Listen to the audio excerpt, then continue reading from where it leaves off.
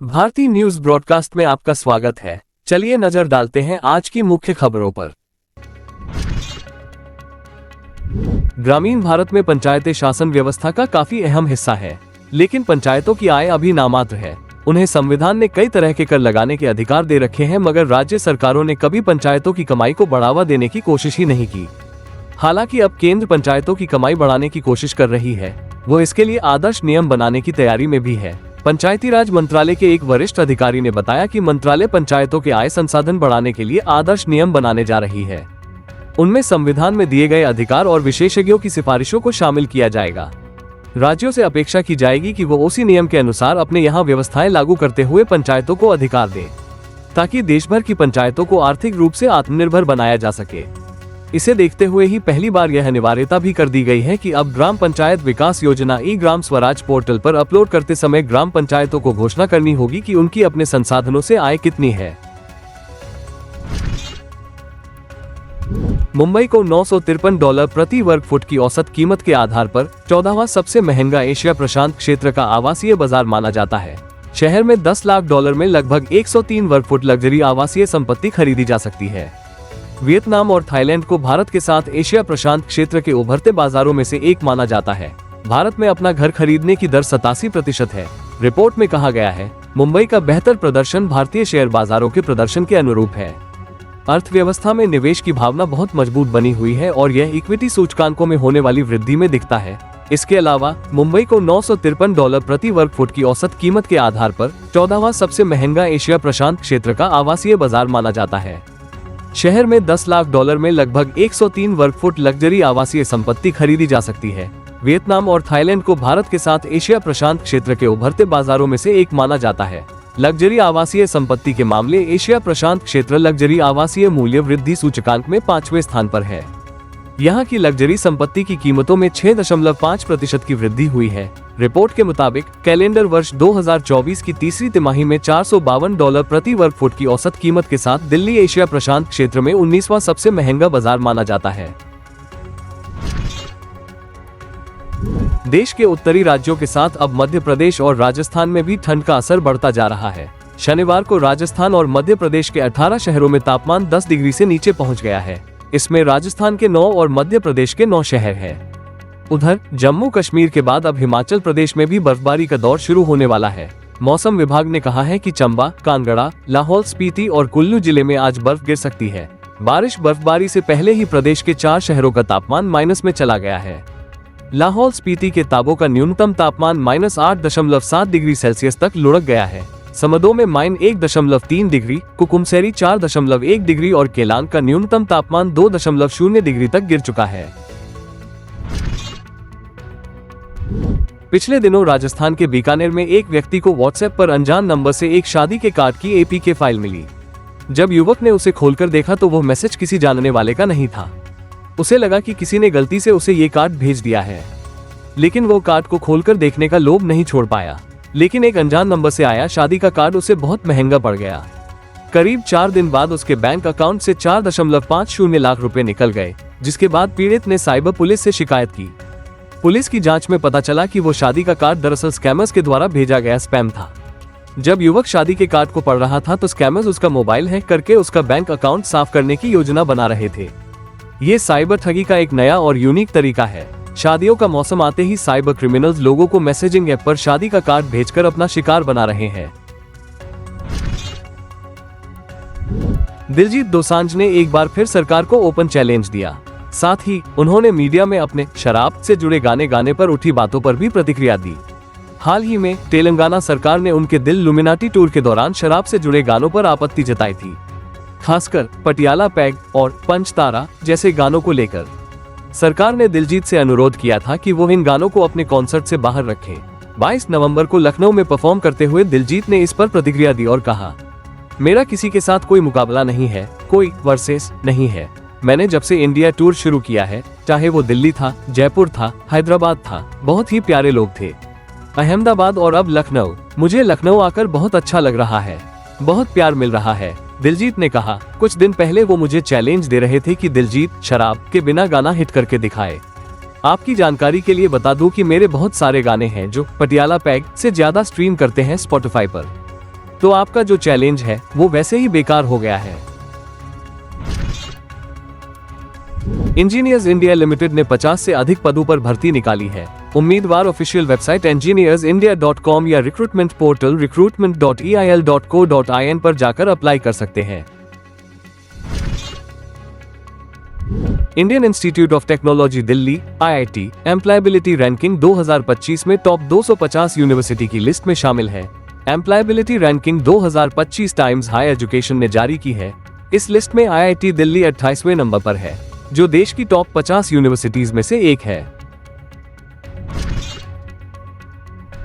अमेरिकी खुफिया एजेंसियों ने डिफेंस कंपनियों से सुरक्षा बढ़ाने के लिए कहा है।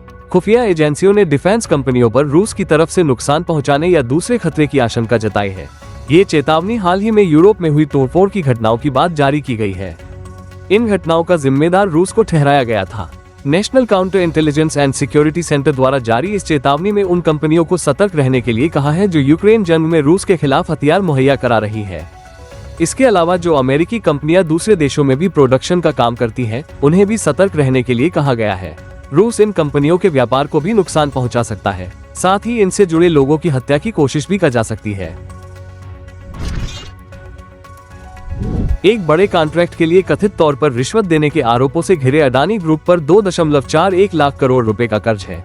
इसमें 55% हिस्सेदारी अंतर्राष्ट्रीय पूंजी बाजार, विदेशी बॉन्ड और ग्लोबल बैंकों का है। 33% हिस्सेदारी घरेलू वित्तीय संस्थाएं, NBFC और सरकारी बैंकों की है। शुक्रवार तक की स्थिति के हिसाब से अडानी ग्रुप की सभी 10 लिस्टेड कंपनियों का मार्केट कैप 11.94 लाख करोड़ रुपए है। इसका मतलब है कि कंपनी पर कुल संपत्ति का 10% कर्ज है। कुल कर्ज में सरकारी बैंकों का बकाया लोन 15% है। कंपनियों की बैलेंस शीट के मुताबिक अडानी ग्रुप के पास 59,791 करोड़ रुपए का कैश है। इस हिसाब से इस ग्रुप पर 1.81 लाख करोड़ रुपए की शुद्ध देनदारियां हैं। इन कंपनियों पर कुल कर्ज का 24.77% कैश बैलेंस है। ये 30 महीनों तक कर्ज भुगतान के लिए काफी है। इस लिहाज से अडानी ग्रुप को कर्ज देने वाले बैंकों के लिए तत्काल किसी तरह का रिस्क नहीं है। यूपी उपचुनाव की काउंटिंग चल रही है। भाजपा 7 सीटों पर बढ़त बनाए हुए है। कानपुर के सीसामऊ सीट से सपा प्रत्याशी नसीम सोलंकी ने पहली जीत दर्ज की है। नतीजों को लेकर भाजपा और सपा नेता अपनी अपनी जीत के दावे कर रहे हैं। डिप्टी सीएम ब्रिजेश पाठक ने कहा कि भाजपा 9 में से 8 सीट जीतेगी। करहल में हम कड़ी टक्कर दे रहे हैं। करहल सीट सपा जीत सकती है क्योंकि वहां उनके बिरादरी के वोट ज्यादा है, इसलिए वे बेहतर स्थिति में है। सपा हताश हो गई है। जो लोग हारते हैं वे उल्टा सीधा बोलते हैं। डिप्टी सीएम केशव प्रसाद मौर्य ने उपचुनाव में भाजपा की बढ़त पर खुशी जाहिर की। उन्होंने कहा, सीमा पर भारत देता है गोली का जवाब गोला से। देश के भीतर विपक्ष की गाली का जवाब जनता देती है लोकतंत्र की ताकत से कमल खिलाकर। बहुमत का जवाब भाजपा देती है सुशासन, जनसेवा, विकास, गरीब कल्याण और महिला सशक्तिकरण से, क्योंकि मोदी है तो मुमकिन है।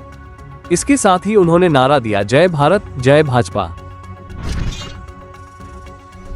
प्रधानमंत्री मोदी को वाशिंगटन एडवेंटिस्ट यूनिवर्सिटी और एक संगठन America India minority association AIAM ने मिलकर doctor Martin Luther king junior विश्व शांति पुरस्कार से सम्मानित किया है।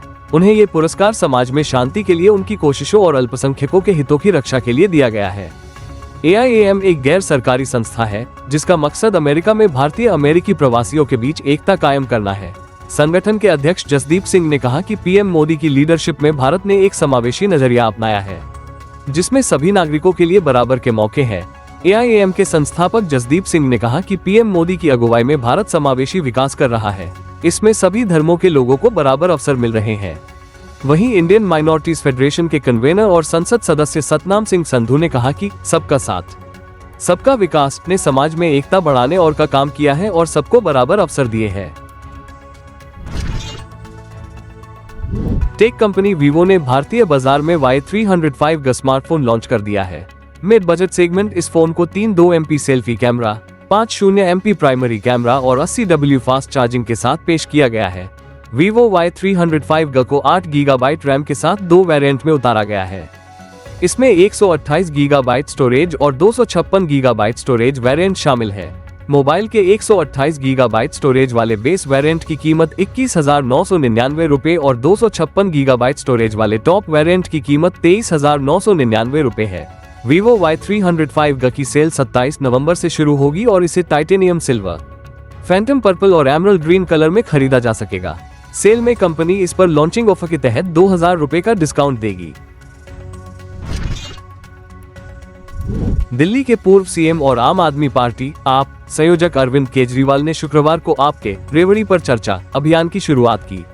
उन्होंने शुक्रवार को कहा कि दिल्ली विधानसभा चुनाव सिर पर है। हम आज से रेवड़ी पर चर्चा अभियान की शुरू करने जा रहे हैं। पूरी दिल्ली में 65,000 मीटिंग की जाएंगी। हमारी सरकार की 6 मुफ्त की रेवड़ियों वाला पर्चा बांटेंगे। उन्होंने कहा, हमने दिल्ली में बहुत काम किया है। हमने दिल्ली के लोगों को 6 मुफ्त सुविधाएं रेवड़ियां दी है। हम दिल्ली के लोगों से पूछना चाहते हैं कि उन्हें ये रेवड़ियां चाहिए या नहीं चाहिए। दिल्ली विधानसभा का मौजूदा कार्यकाल 23 फरवरी 2025 को खत्म हो रहा है। पिछला विधानसभा चुनाव फरवरी 2020 में हुआ था, जिसमें आम आदमी पार्टी ने पूर्ण बहुमत हासिल किया था और 70 में से 62 सीटें जीती थी। एक महत्वपूर्ण निर्णय में सरकार ने दूरसंचार अधिनियम के तहत नए नियमों को अधिसूचित किया है। नए नियम मोबाइल ऑपरेटरों पर साइबर सुरक्षा सुनिश्चित करने के लिए केंद्र को users traffic data message content के अलावा देने के लिए बाध्य करता है।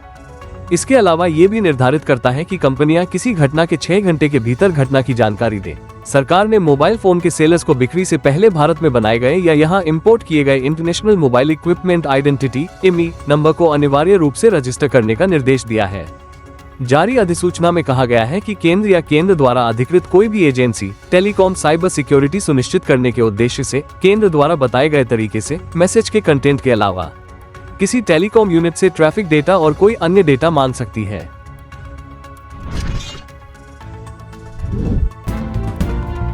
ऐसी और ताज़ा खबरों के लिए हमारे चैनल BNB को सब्सक्राइब करें और इस वीडियो को लाइक और शेयर करें। धन्यवाद।